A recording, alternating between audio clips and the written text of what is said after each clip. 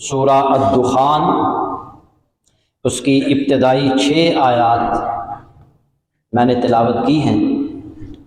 اللہ رب العزت ان آیت کریمہ میں ارشاد فرما رہے ہیں، حامیم والکتاب المبین، قسم ہے اس وضاحت والی کتاب کی، انا انزلناہ فی لیلۃ مبارکۃ، یقیناً ہم نے اسے بابرکت رات میں اتارا ہے، انا کنا منذرین، بے شک ہم ڈرانے والے ہیں، فیہا یفرق کل امر حکیم، اسی رات میں ہر ایک مضبوط کام کا فیصلہ کیا جاتا ہے، امرا من عندنا، ہمارے پاس سے حکم ہو کر، انا کنا مرسلین، ہم ہی ہیں رسول بنا کر بھیجنے والے، رحمتا من ربک، آپ کے رب کی مہربانی سے، انہ هو السمیع العلیم، وہی سننے والا خوب جاننے والا ہے۔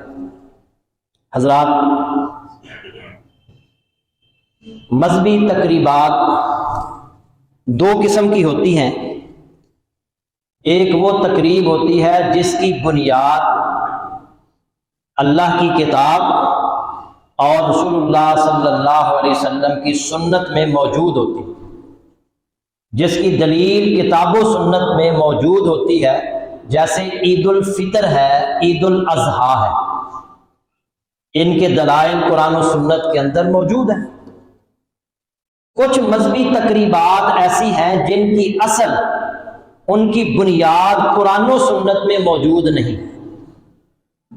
جیسے عید میلاد النبی ہے اور جیسے شب برات ہے، ان کی کوئی دلیل قرآن و سنت کے اندر موجود نہیں ہے۔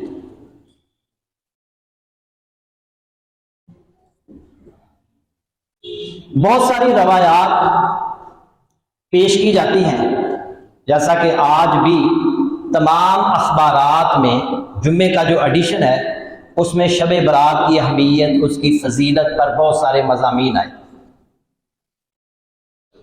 ضروری نہیں ہے کہ جو روایات ملتی ہوں وہ مستند بھی ہوں، صحیح بھی ہوں۔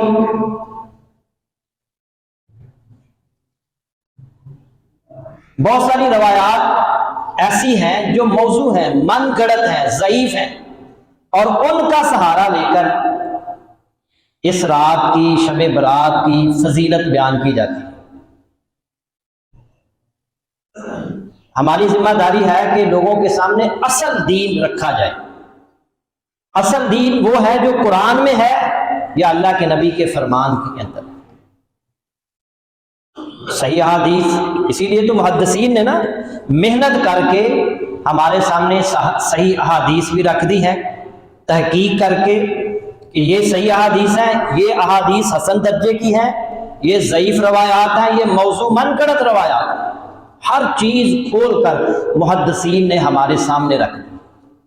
تو ہم نے جس کی بنیاد قرآن و سنت کے اندر موجود ہے اس کے مطابق ہم نے چلنا ہے، اور جس کی بنیاد اصل قرآن و سنت میں موجود نہیں ہے وہ ایک بدعت ہے، اور ہر جمعے میں آپ کے سامنے یہ رکھا جاتا ہے اللہ کے نبی صلی اللہ علیہ وسلم کا فرمان، کل بدعت ضلالہ وکل ضلالۃ فی النار، ہر بدعت گمراہی ہے اور ہر گمراہی جہنم کی آگ میں لے جانے والی۔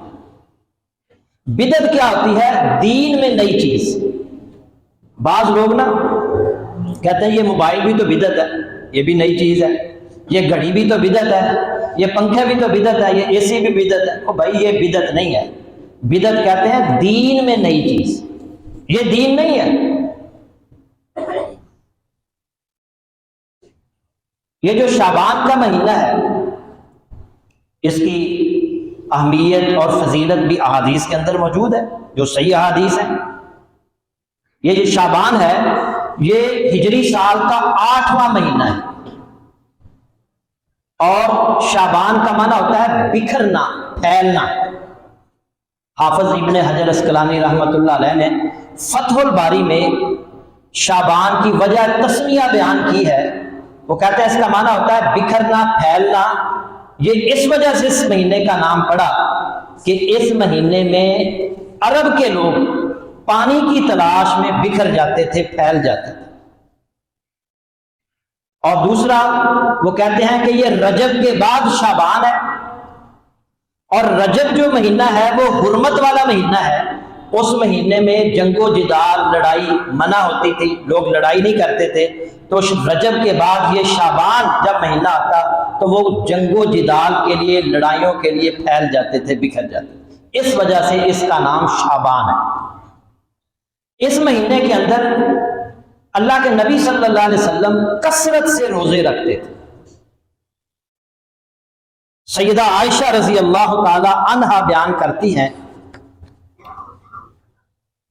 ابو داؤد شریف میں یہ حدیث موجود ہے، کانا احب الشہور الی رسول اللہ صلی اللہ علیہ وسلم ان یصومہ شعبان، رسول اللہ صلی اللہ علیہ وسلم کو روزوں کے لیے سب سے محبوب مہینہ شعبان تھا۔ ثم یصلہ برمضان، پھر اس کے بعد آپ رمضان کے روزے رکھتے۔ رمضان کے بعد محبوب مہینہ جس میں آپ نفلی روزے کثرت سے رکھتے تھے وہ شعبان کا مہینہ۔ اور دوسری روایت میں آتا ہے جو ترمذی کے اندر موجود ہے، سیدہ عائشہ رضی اللہ تعالی عنہا اس حدیث کے راوی ہیں، وہ بیان کرتی ہیں کہ میں نے نبی کریم صلی اللہ علیہ وسلم کو شعبان سے زیادہ کسی مہینے میں روزے رکھتے ہوئے نہیں دیکھا، بل کانا یصومہ کلہ، بلکہ آپ پورا مہینہ روزہ رکھتے، پورا مہینہ، چند دنوں کے سوا آپ پورا مہینہ شعبان کا روزہ رکھتے۔ اور ام سلمہ رضی اللہ تعالی عنہا بیان کرتی ہیں، ما رأیت النبی صلی اللہ علیہ وسلم یصوم الشہرین متتابعین الا شعبان و رمضان۔ یہ روایت بھی ترمذی کے اندر موجود ہے کہ میں نے نبی کریم صلی اللہ علیہ وسلم کو 2 مہینے مسلسل روزے رکھتے ہوئے نہیں دیکھا سوائے شعبان کے اور رمضان، مسلسل 2 مہینے روزے رکھتے۔